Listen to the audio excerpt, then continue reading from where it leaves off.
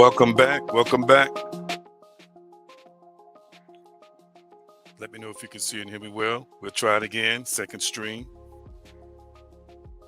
I prefer to just finish this. Otherwise, I'm going to have to reboot the computer. I think it's a computer processor situation. Nevertheless, we're going to navigate through the completion of this broadcast. Let me know if you can see and hear me well. Let me know if you can see and hear me well. My apologies for the technical difficulties. Thank you. Our people are coming back. Thank you so much. Loud and clear. Wonderful, wonderful. I typically use a software until I upgrade this computer that detects crash programs and all this kind of stuff to, go through its paces to fix or repair anything, and I didn't do it today. My apologies. Anybody else? Thank you. Coming through loud and clear. All right. Thank you so much. If you have some questions, on some things that I have been discussing, I want to encourage you in this moment right now to get those questions together. I'd be glad to address them. Questions, of course, that are related to the subject matter. So I just finished soliloquizing what I have been discussing for the last several weeks and giving you the why as to the centerpiece or the focal point that I will always, I guess you can say, come from, or the focal point I will always hone in on or concentrate on. So we've been talking about the self-construct. I won't go back through that soliloquy again. And last week, we talked a little bit about language and labels, how it shapes identity. I want to move through a couple of different subjects today. I know I've discussed some of them. I just want to, in brevity, again, Utilize repetition, for it is the hallmark of good teaching, and that ensures that people will have the ability to retain. I want you to understand this. Hear me, family. Hear me. I want you to type this in the comment section: growth mindset. Type the words growth mindset in the comment section. Type the words growth mindset in the comment section for me. Growth mindset, real quickly in the comment section. Type the words growth mindset. A growth mindset is important. Oh Lord, I did it again. A growth mindset is important because you are in a state of mind where you are consistently looking to grow. So, people with a growth mindset are consistently positioning themselves to develop themselves inwardly to expand. You're expanding in knowledge, you're expanding in consciousness, you're expanding in awareness, you are attaining and at the same time applying information that is presented to you that is going to be beneficial and empowering to you. When you have a growth mindset, you take notes. When you have a growth mindset, you don't just listen, you also are listening with the intent of extracting information, garnering wisdom and knowledge that you can apply to your personal life. So I want you to type in the comment section application, the word application in the comment section. Please type that for me real quickly. Application, application in the comment section. And between one of my assistants or our resident therapist, I want the 4 steps of the I am statement exercise to be typed in the comment section so I can put it up on the screen. I was going to type it myself, but I got some supporters out there who will help me. Hear me. Information without application is useless. I'm going to say it again. Information without application is useless. If somebody is sharing information on how to improve your credit, and your credit is in a state where it needs to be repaired, and you never apply the information, then it's not beneficial to you because you have not activated it in your life. I want you to type in the comment section, I must activate the revelation. Type that in the comment section. I must activate the revelation. So if you want to see manifestation, activation of the revelation leads to manifestation. Activation of the revelation leads to manifestation. I'm going to say it again. Activation of the revelation leads to manifestation. Activation of the revelation leads to manifestation. Quickly tell me what that means. We're in our spiritual studies. Tell me what that means. Activation of the revelation leads to manifestation. Real quickly, I want somebody to tell me or tell our class tonight what that means to you. I want to hear from you in the comment section.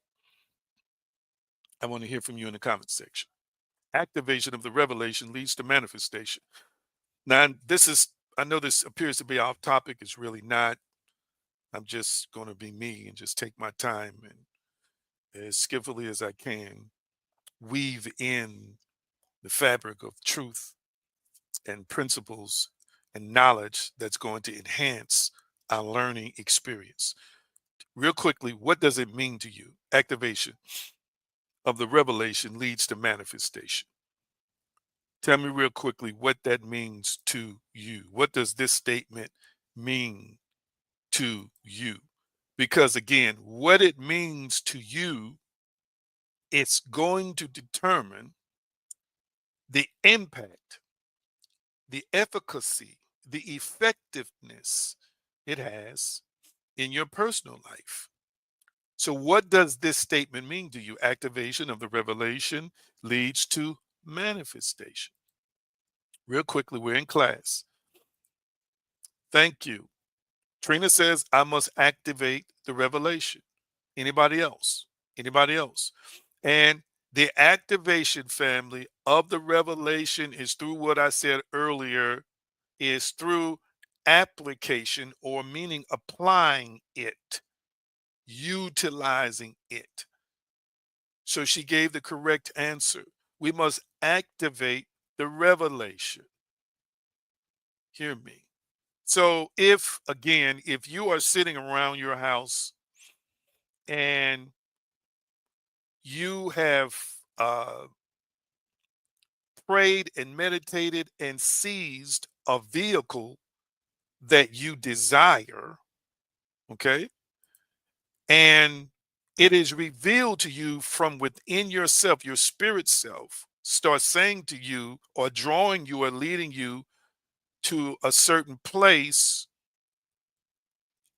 and you are led to this place, and then you realize that there are vehicles that you like there, in vehicles with favorable terms there, that are in alignment with you, or you have this sense that I should look over in here in this direction. Guess what has to happen? You have to application. You've got to apply now, which leads to another word. The application experience is inspired action. It's inspired action. Now, let me tell you how the linear perspective works. And let me read this. Activation means I must become the revelation. I must live it. I must meditate on it. It must practice. I must practice it. Excuse me. I must feel it. Absolutely. Absolutely. So the linear experience says, I just got to do something. And I got to do something based on what other people in society have said I got to do to be successful, or I got to do to make money, or I got to do to fix this problem, or I got to do to pay for that. And again, the linear perspective works. It just takes time, as we say, time. Okay.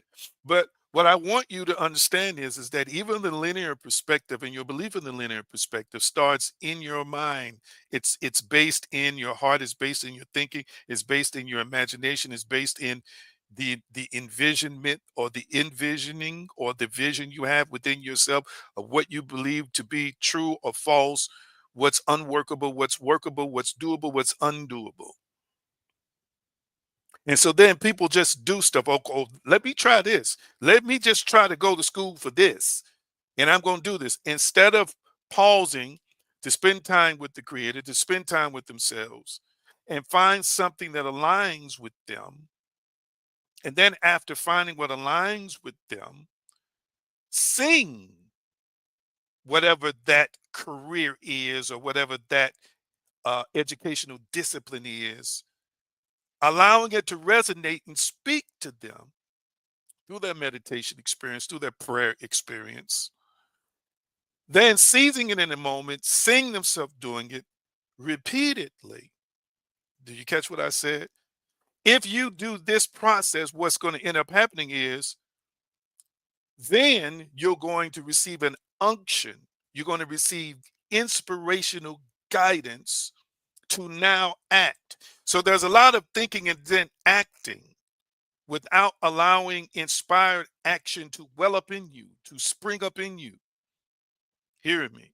So we should do everything preemptively, but premeditatively. They preemptive things should be done premeditatively, meaning that I'm going to spend some time co-creating or co-manifesting the outcome.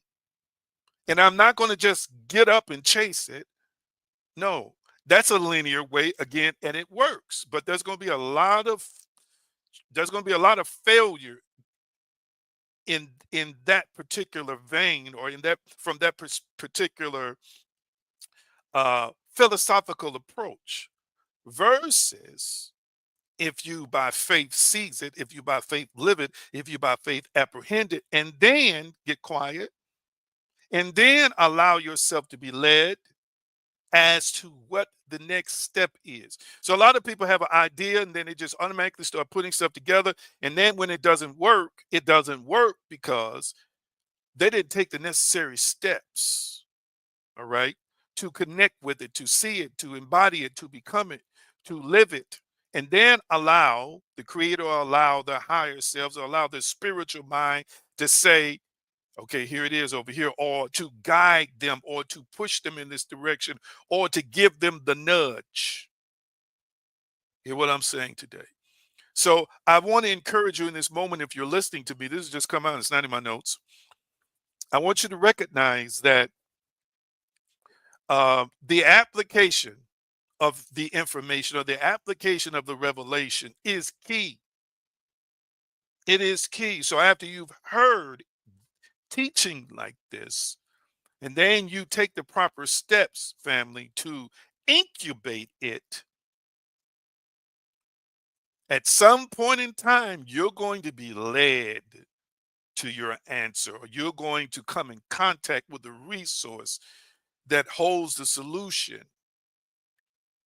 All right. And that inspired action to follow the leading,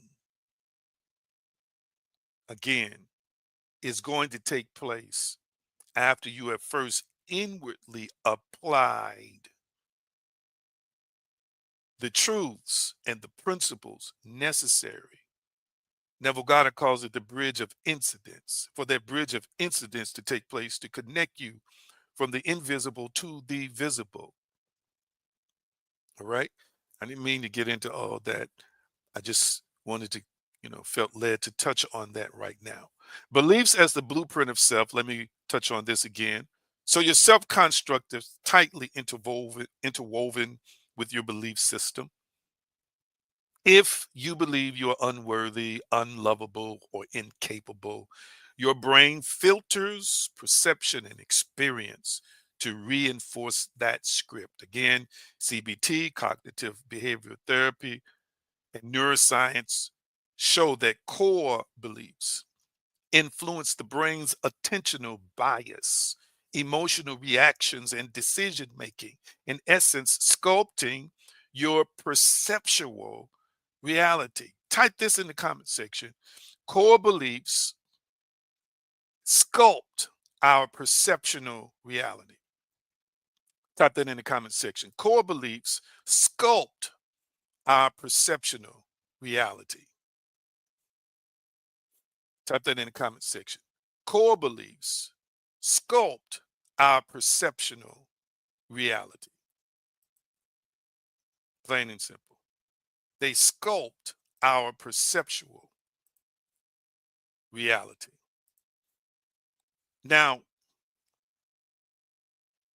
it is important that we understand this statement. And before I get into the depths of it, it was already put up on the screen. Let me, I just get in the flow, and thoughts just string together for me. And we're going to revisit this at the end. Y'all remind me, I am statements, the process that we're using, that I discussed with you a few days ago, that's going to recreate or put you in touch with the version of you that you desire, and then produce the kind of life that you desire.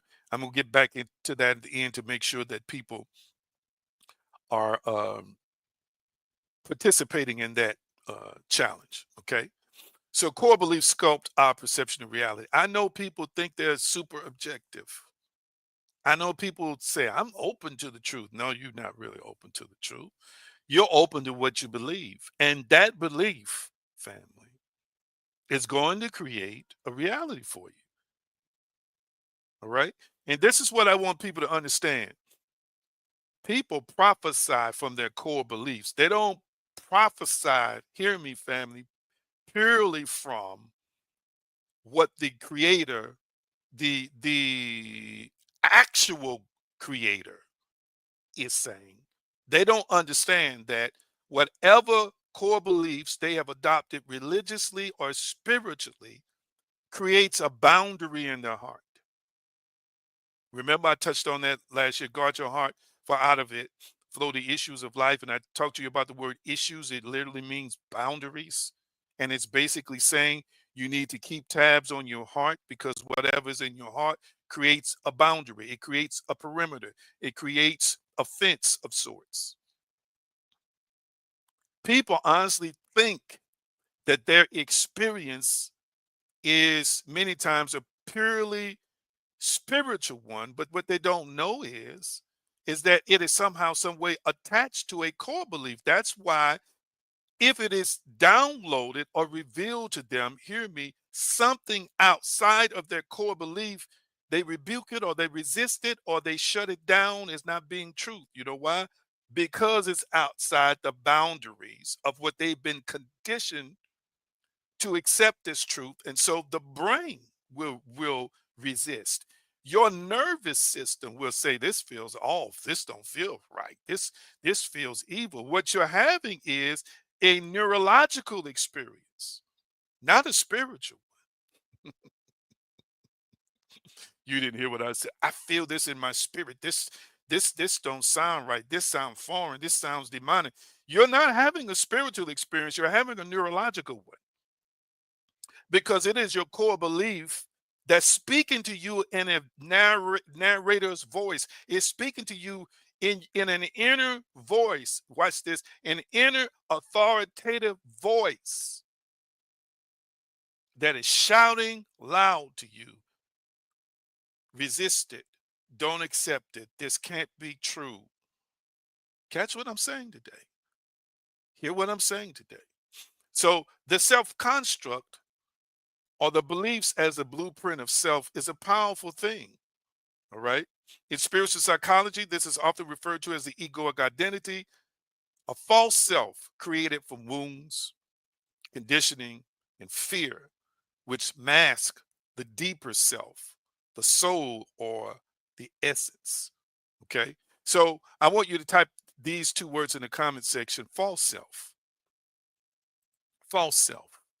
This is good stuff, family. This is good stuff. This is richer and deeper than what y'all know. Type it in the comment section, false self. Everybody struggles with a false self. Everybody struggles, family, with a false self. Mm, mm, mm. Again, a false self is a perceptual reality.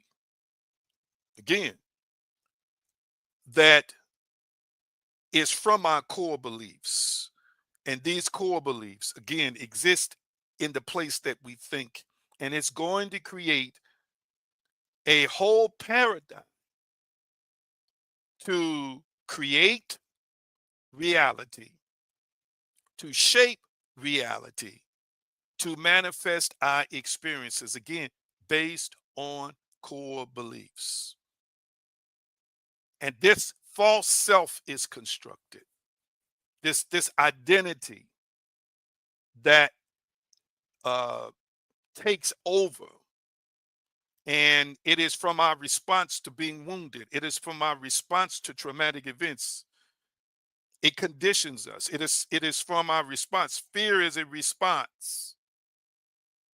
And what happens is the mask is put on. The mask is put on in the interest of trying to protect you, but the you that is protecting is the false self, which are a cluster of beliefs that are controlling us. That's all it is. So I want you to understand and recognize that you can be raised by good people. You can be raised in the presence of good people. You can connect and worship and go to, and you can still be conditioned. You can still be conditioned with untruths that at some point in time that become your core beliefs, that's going to create a perimeter or a fence around your heart and your mind, and is going to keep you trapped within that place like a fortress or a prison. and that will prevent you, family, from accessing higher, better forms of yourself. Somebody hear me today. Hear me today. So there's a lot of masks people are wearing, and these masks are in the interest of protecting their heart, protecting their fragility, protecting their egoic identity that somehow, some way has been marred and has been scarred. That's what I'm saying today. So beliefs shape perception, emotion, and behavior. I'm going to say it again. Beliefs shape perception, emotion, and behavior. The power of beliefs is that it doesn't have to register consciously as a belief. Once it has been accepted subconsciously, it'll live in your subconscious and still, in a reactionary way, control your perception, control what you feel, and control what you do. Understand that beliefs are not just thoughts, they are the foundation of your reality filter. Oh my goodness, I wish somebody heard me. They are the foundation of your reality filter. Again, including your conceptual framework of what is good, what is evil, what is divine, what is good or evil in terms of self, what is good or evil in terms of how you interpret everybody else's actions. Catch what I'm saying today. I want you to really hear this strongly. Am I making sense thus far? I'm almost done. From the scientific basis, the reticular activating system, which I talked about before, filters reality to match what you believe is true. Okay. And CBT, cognitive behavioral therapy, shows us how changing beliefs can change experience. Oh my goodness. William James says the greatest discovery of my generation is that a human being can alter his life by altering his attitudes. We can change our lives by changing our attitudes. I'm going to say it again. We can change our lives by changing our attitudes. I want you to type it in the comment section. I can change my life by changing my attitude. Wow. Type that in the comment section. I can change my life by changing my attitude. Oh, I feel that one. I felt that one. Mm, mm, mm. I can change my life by changing my attitude. All right. And I was just sharing this recently with a person that was looking at a financial situation. Do you realize that $100, if you require $100 for something to pay a bill or whatever the case is, I want you to understand that $100 is perceived based on the state of consciousness that you're in. And that state of consciousness, again, is fueled by your core beliefs. Mm.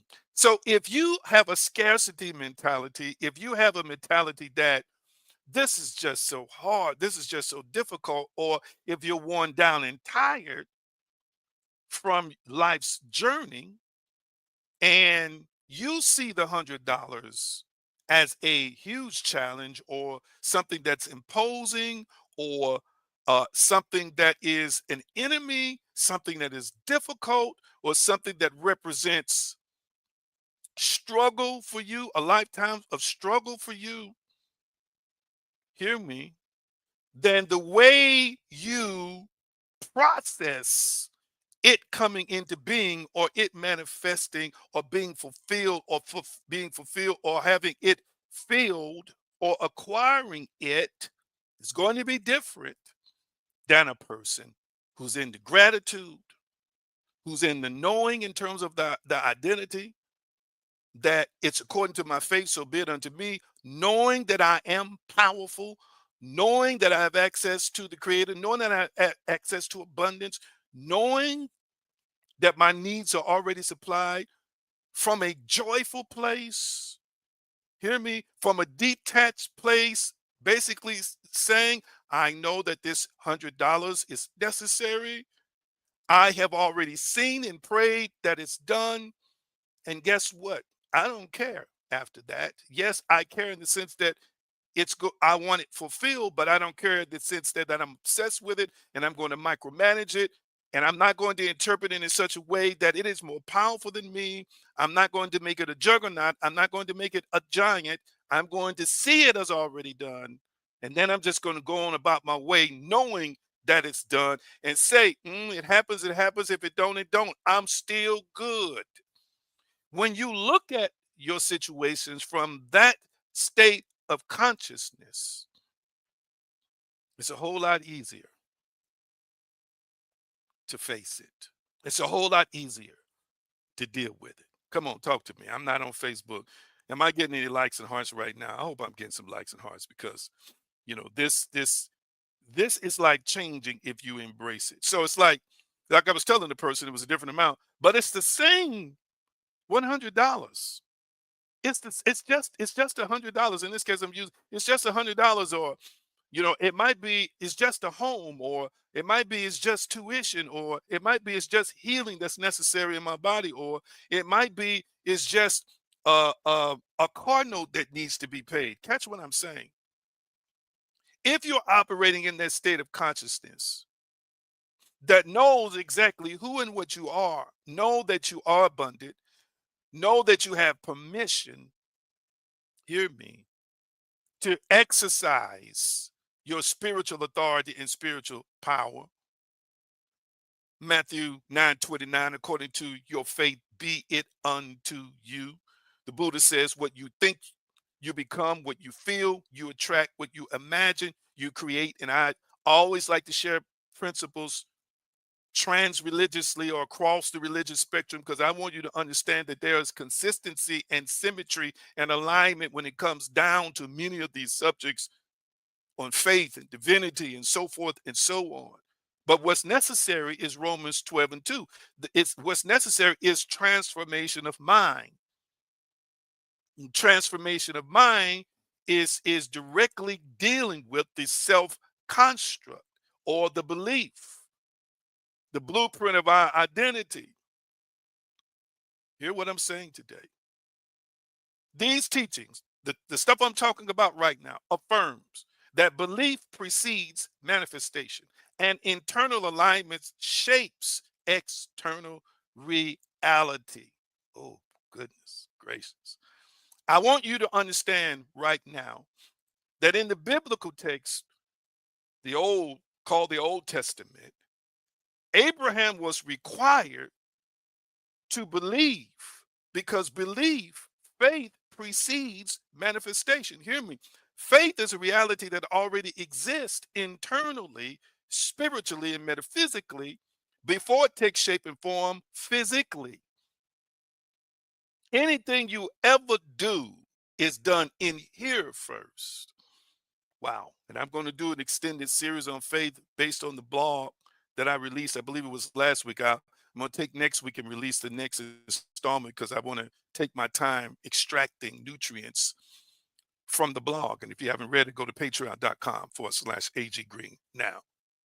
So I want you to embrace, family, your beliefs, and recognize that, hear me, catch what I'm saying today. If you think there's something wrong with you, that means there's something wrong with your beliefs.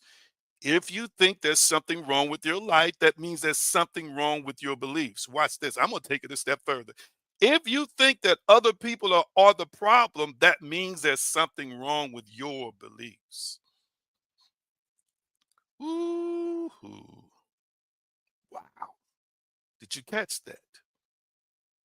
If you have a belief that people can stop you, if you have a belief that people will stop you, if you have a belief that people will hurt you, if you have a belief that if people get a chance, they're going to take advantage of you at every turn, guess what's eventually going to happen, going to manifest, going to surface in the life you live? Just what you believe. But what if you believe that no weapon formed against you prospers? What if you believe that if a weapon is formed, it will never succeed? What if you believe that? What if you believe that I get to choose what happens in my life? What if you believe that it literally is according to my faith? What if you believe it literally is predicated on what I'm thinking here that will ultimately have an impact on what I consider to be external? Y'all must be really listening. Y'all must be really listening. I want you to consider what I'm saying today. Let's get to the next point. I want you to type in the comment section the observer behind the construct. Type that in the comment section. The observer behind the construct. And this is even more powerful. Let me see what my time is. I'm almost out of time, but I did have to come back on. So maybe I'll go a few minutes extra tonight. The observer behind the construct. Type that in the comment section. The observer behind the construct. Across spiritual traditions, a common teaching is that who you think you are is not who you truly are. The constructed self, your personality, history, and even traumas, is like a character in a dream. And this is based on that character is based on the persona that we create and form after we come into this experience.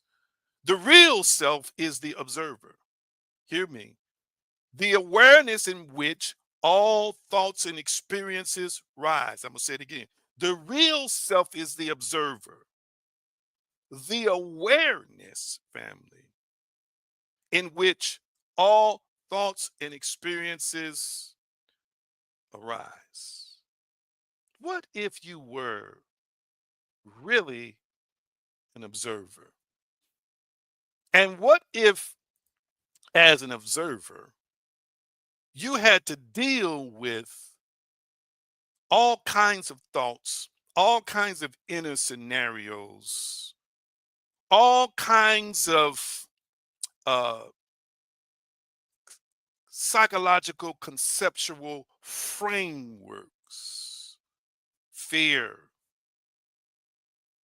distrust, lack of love of self, poor self esteem, poor self identity. Hear me. What if you're really not those things, but you're just observing those things that are presenting themselves or coming from within you?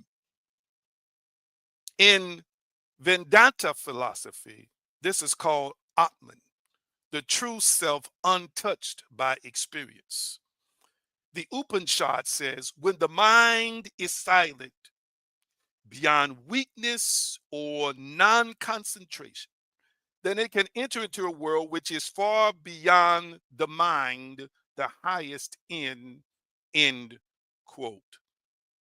Modern neuroscience supports this distinction. Listen to this. Practices like mindfulness meditation activate regions of the brain that detach from narrative self processing, allowing individuals to experience a sense of spacious awareness, a state often described as pure being or essence. In other words, there's a place within you and I that we can go to where we're in our at our purest self. Watch this, observing as the observer what's happening in our lives.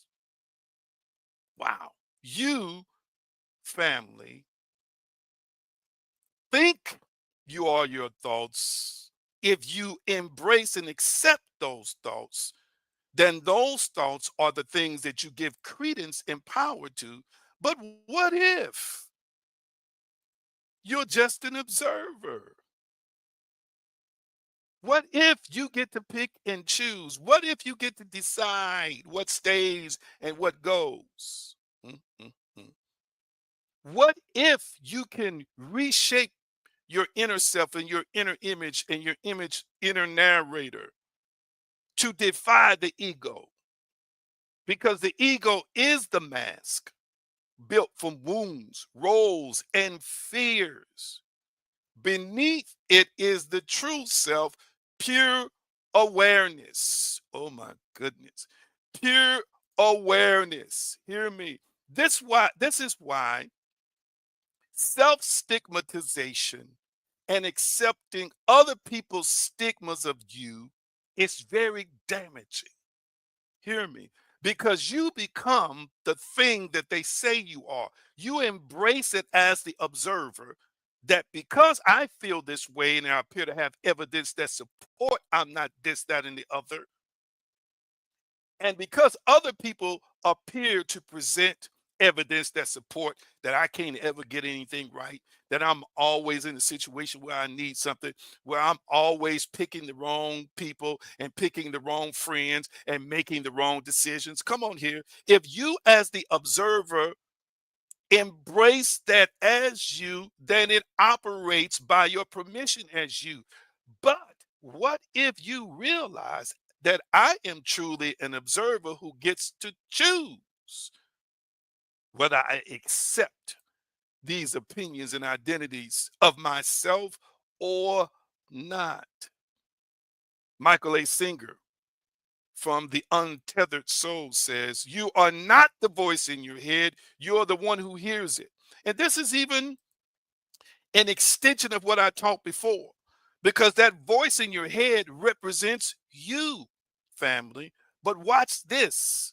You don't have to even be that voice. You can be the observer. Watch this. Have you ever heard yourself talking or heard the voice in your head, family, and then you sat back or you started having a conversation with that voice? Has that ever happened to you? And before you know it, you're talking out loud, and people around you say, "Well, she talking to herself, or he talking to himself." What you're doing is, as an observer in that moment, you're actually talking to the voice. You're actually talking to the thoughts. You're actually talking to that inner voice that you can hear. In that moment, family, you are demonstrating that you are not necessarily what the voice says, but you are the observer in that you get to contradict what you just heard spoken inside of your own mind. Come on, somebody talk back to me. Somebody talk back to me. The thought surfaces. Well, this, they're not gonna do that for you. You know they're not gonna let you in, right? And then all of a sudden it's like that real you said, well, why wouldn't they let me in? Or that real you says, well, why wouldn't I think they would let me in? Come on now. You have an opportunity that when you hear that voice as the observer, to either choose to accept it or reject it. Oh, come on, come on, come on, come on. You have the choice to either choose or reject it. Neuroscience. Mindfulness activates regions like the insula and anterior cingulate cortex, allowing detachment from ego based narratives and returning to present moment awareness. So, hear me, there are portions of your brain that empower you with the ability, family, to detach from thoughts, to detach from the voice of that pessimistic narrator. Catch what I'm saying today. Hear me, hear me, hear me. I want you to type it in the comment section. I get to choose what I believe. Type that in the comment section. I get to choose what I believe. And that belief, again, is about yourself or anything else in this crude, inferior construct. Catch this. I'm going to hit one more thing. Can I hit one more point and then I'm going to release you? Can I hit one more point? Wow, I feel this one here. Can I hit one more point? And I've kind of covered this before, but I want to cover it again. Give me a yes or no. I had to restream, so I should have an extra 10 minutes in front of me. Can I get into one more thing? Can I make one more point tonight? Can I make one more point tonight?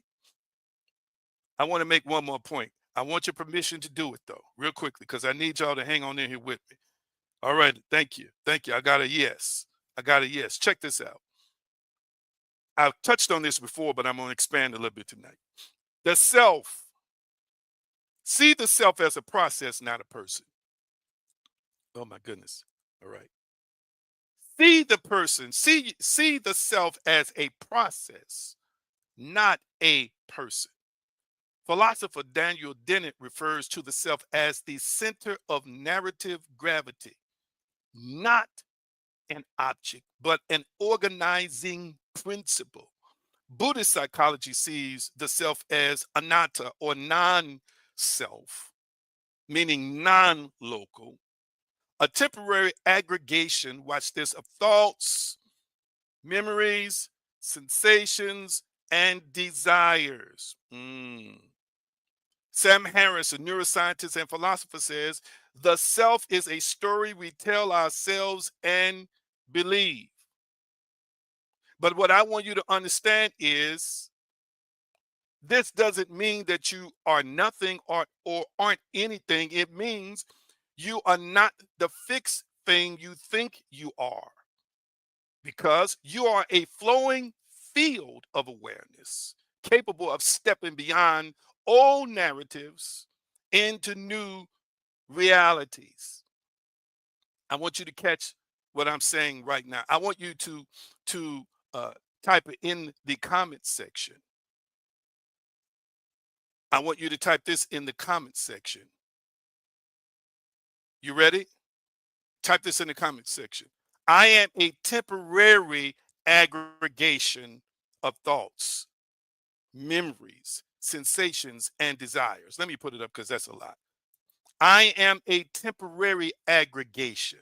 Let me put that up real quick so you can see it. I want you to type that in the comment section because I want it to come from your keyboard.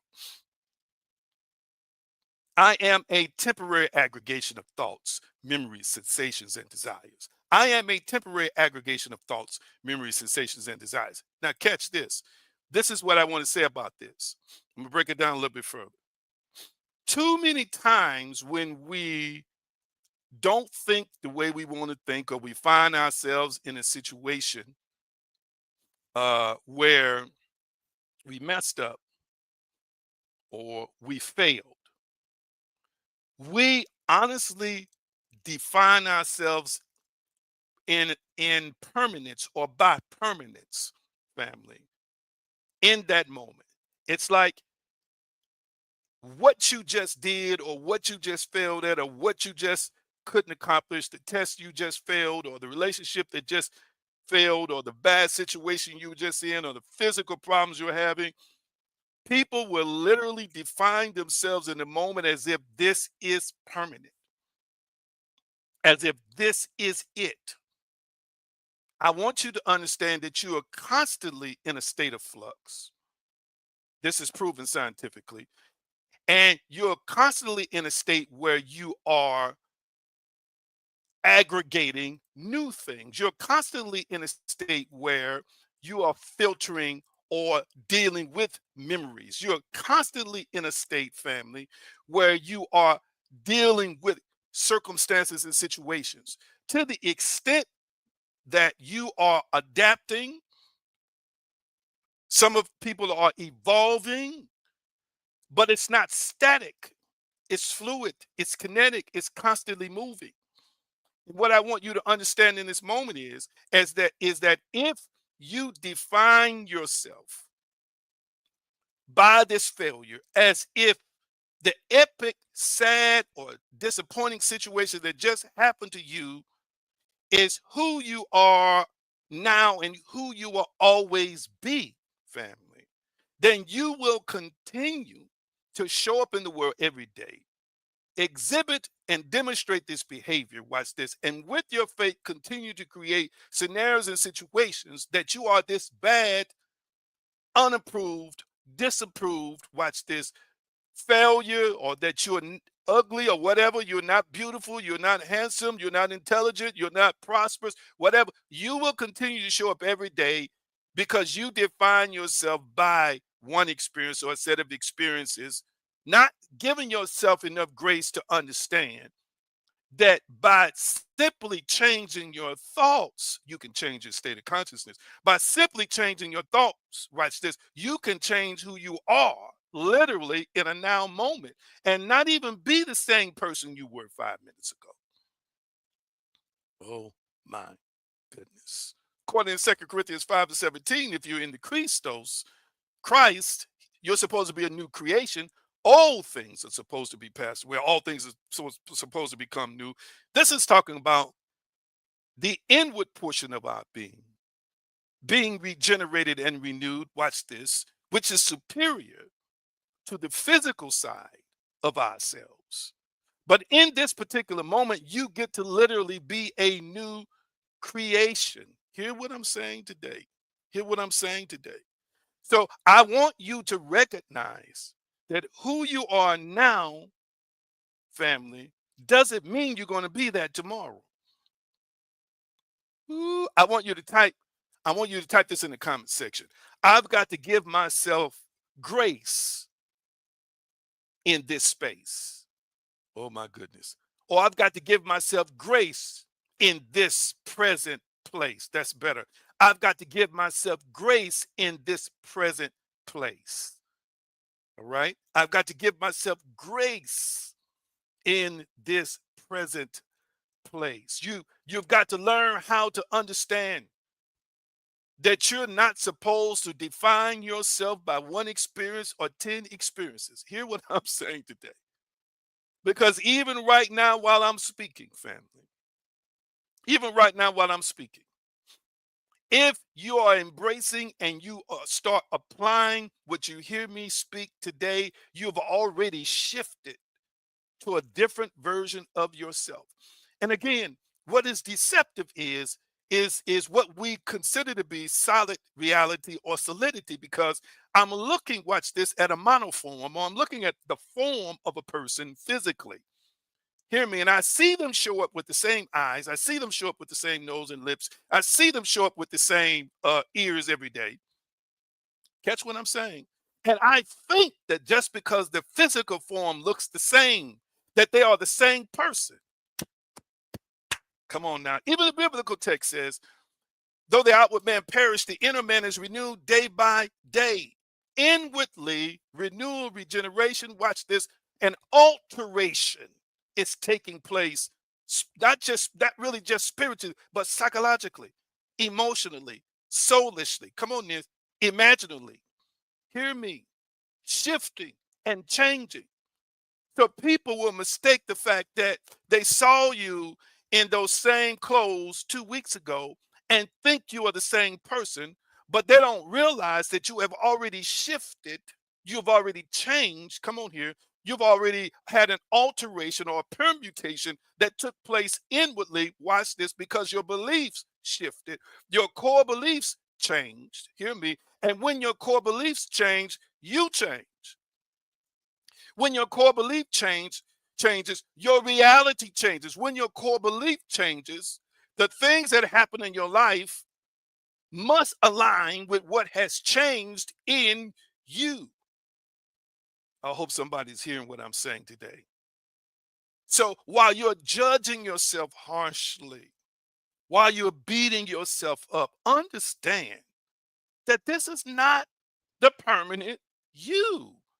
You're just passing through this state of consciousness. You're just passing through this psychological conceptual framework of you in this moment. But new light, new revelation, new information, new divine encounters can shift you quickly.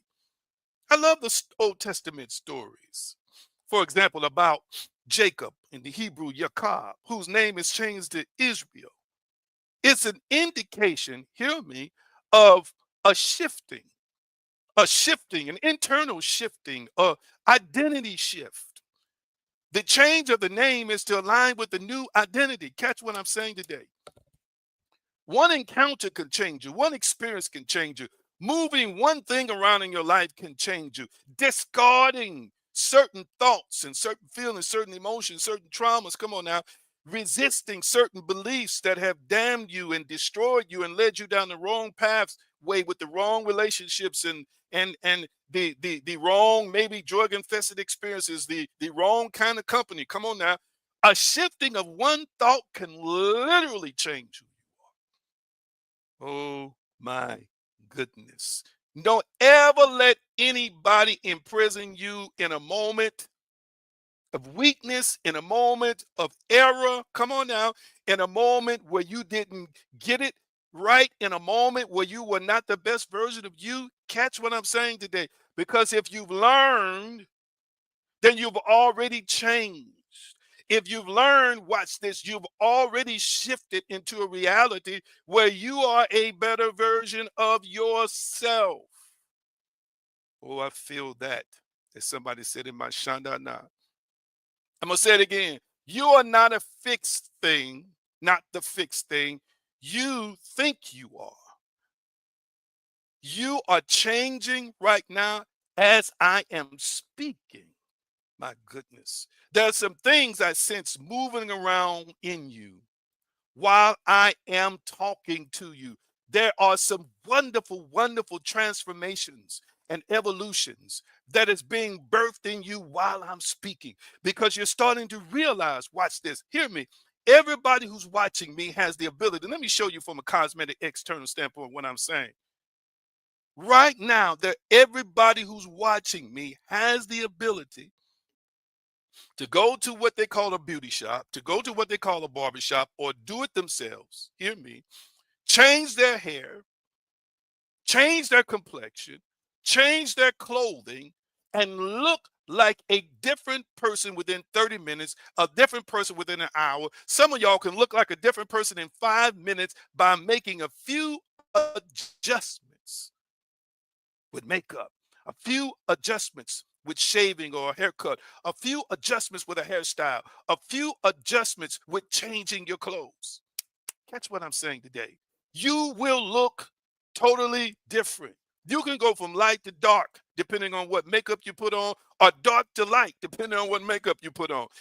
This is how powerful or how easy you can quickly change your exterior presentation, your exterior identity. As it is outside, so it is inwardly. A few tweaks, family, a few adjustments. Help me here. Am I making any sense to anybody?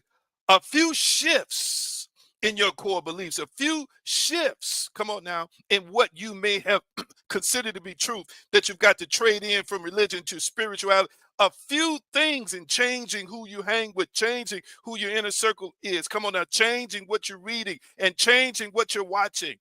Just a few changes, family, can cause you to manifest in a higher, better version of you.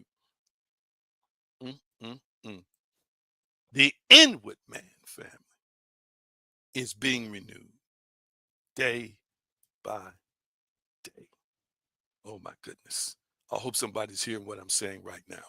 I hope somebody can embrace what I'm saying.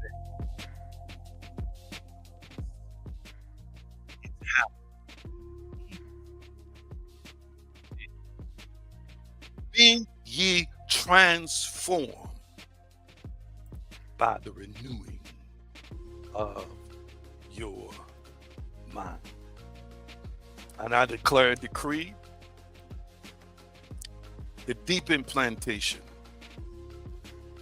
of revelation that's going to lead to application, transformation, and then manifestation in the spirits and souls who are watching me right now. And I thank you for high quality shifts, high quality changes, high quality lives. Ooh, catch me, catch me, catch me, follow me, flow with me. And I declare healing and wholeness. It is so, and so it is. Talk back to me, family. I got to release you tonight, but talk back to me. If you have any questions, put them in the comment section. I want to quickly remind you of the I am. Let me go back up. Challenge we had. If, family, you want to change your core beliefs, then you're going to have to shift them by beginning with I am statements. You write the statement, and on the right side of I am love, I am abundant, I am spiritual. And then after you write it, you say it. Then while you're saying it, you feel it. And I don't just mean emotions. I mean, you feel yourself as that being, as that new person. Hear me. And then last but not least, you can ask yourself the question. If you said I am abundant, you can ask yourself the question morning, noon, and night. Why am I so abundant? You do that consistently. You'll embody it, you'll become it, you'll exude it, and you'll start seeing that fruit manifest. That outer world must align with the inner world, in whom you have declared yourself as through the I am statements. You'll find that other people see you as that as well. Oh my goodness, talk back to me. How you feeling in this moment? Tell me how this message has impacted you. I want to give you an opportunity to give. Look at the giving opportunity scrolling at the bottom of the screen.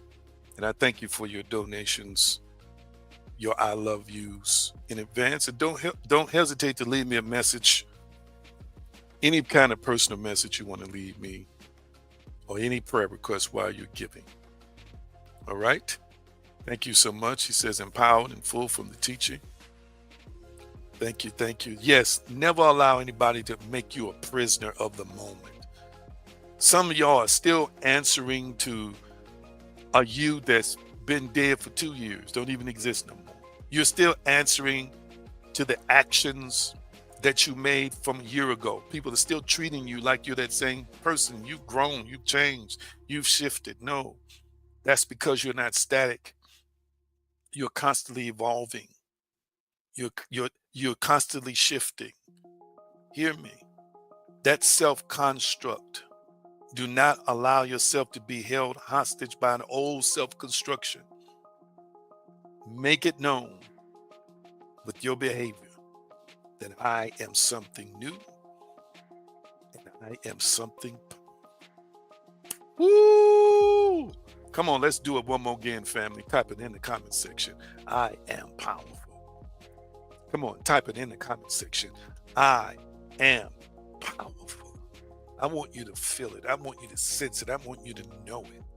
I want things around you to know it. I want your vibratory frequency to transmit that I am powerful. Come on, type it in the comment section. This is a part of your new self-construction. Owning it. I'm saying it just because. I'm saying it just as a gentle reminder. Come on now. That I am powerful. Oh, my.